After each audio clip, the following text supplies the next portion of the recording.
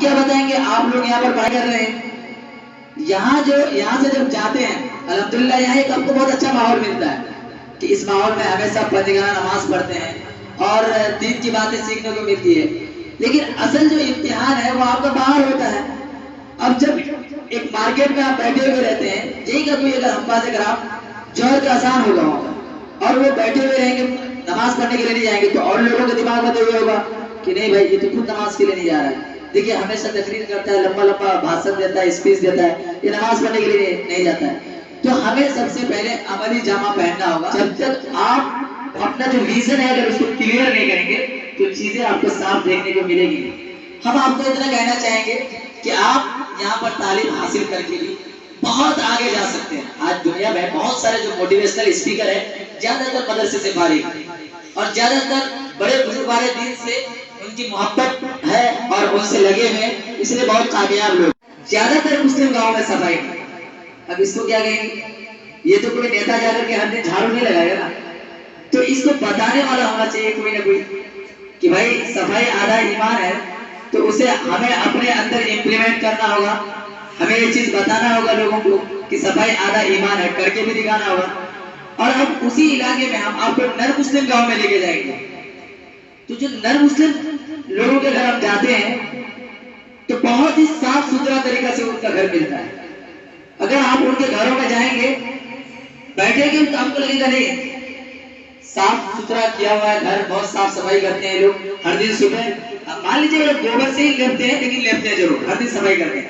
اور ہمارے مسلم گاؤں میں آپ چلے جائیے، وہ کیا کریں گے؟ نالا کے اوپر ہی اپنا مویشی کا گھر بنا دیں گے.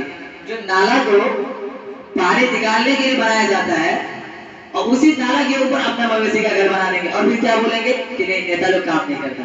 تو اصل میں جو ہماری جو ذمہ داری ہے، ہم اس ذمہ داری کو اگر بھول جائیں گے تو ہمیں لگتا ہے کہ بہت جلدی چینجنگ نہیں آئے گی. ہمیں اپنے ذمہ داری کو صحیح طریقے سے اٹھانا ہوگا. یہاں پر تعلیم حاصل کرنے کے لیے آئے ہیں، کسی نہ کسی کا کوئی مقصد ہوگا کہ بھائی ہمیں یہاں پڑھ لکھ کر حافظ بننا ہے، کسی کو مولوی بننا ہے، کسی کو مفتی بننا ہے. اگر بس آپ ایسے ہی آئے ہیں کہ چلیے گھر سے پریشر ہے، وقت کاٹ لیتے ہیں اور کسی طریقے سے وہ ہم لوگ اسکول میں پڑھائی کرتے تھے تو ہم لوگ یہ کہتے تھے کہ جب تک ماں باپ پڑھاتے ہیں پڑھ لیجیے، کم سے کم فری کا پیسہ مل رہا ہے اور خرچ کر. اگر جو بچے یہ سوچ کر آئے ہیں تو اس کے لیے خوشخبری نہیں. آج جو بچے تعلیم حاصل کر رہے ہیں ہمیں اس سے بہت ساری امیدیں ہیں، کیونکہ سماج میں جو برائی پھیل رہی ہے آج کل، ان کو روکنے میں اگر کوئی کامیاب ہو سکتا ہے تو یہی مدرسے میں پڑھنے والے طلبا. اور لوگ یہ سمجھتے ہیں نہیں اب جو سیاسی لیڈر ہیں دیکھیں آج وہ منتری بن گئے تو بہت کامیاب ہیں. تو کامیاب کا اصل ڈیفینیشن تو آپ لوگ دینے والے ہیں کہ کامیاب کون لوگ ہیں. کامیاب وہ لوگ نہیں ہے جو منتری بنے ہوئے ہیں، کامیاب وہ لوگ جو نہیں ہے جو پردھان منتری بنے ہوئے ہیں، کامیاب وہ لوگ نہیں ہے جو بہت بڑے بزنس مین ہیں. کامیاب وہ لوگ ہیں جو نبی علیہ السلام کے بتائے ہوئے راستے پر چل رہے ہیں. تو بس آپ لوگوں سے ایک ہم گزارش کریں گے کہ میرے لیے بھی دعا کیجیے گا کہ 24 سالہ نوجوان ایک چھیتر کا لیڈر بنے ہوئے ہیں.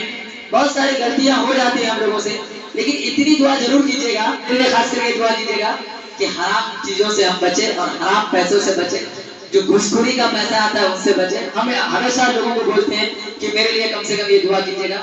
باقی چیز دھیرے دھیرے ہم وہ اپنے طور پر اپنے زندگی میں سدھار لے کر کے آ جائیں گے. انہیں چند باتوں کے ساتھ میں اپنی باتوں کو ختم کرتا ہوں. اگر بزرگان دین کو میری باتوں سے کوئی کسی باتوں سے ٹھیس پہنچی ہو تو معاف کیجیے گا.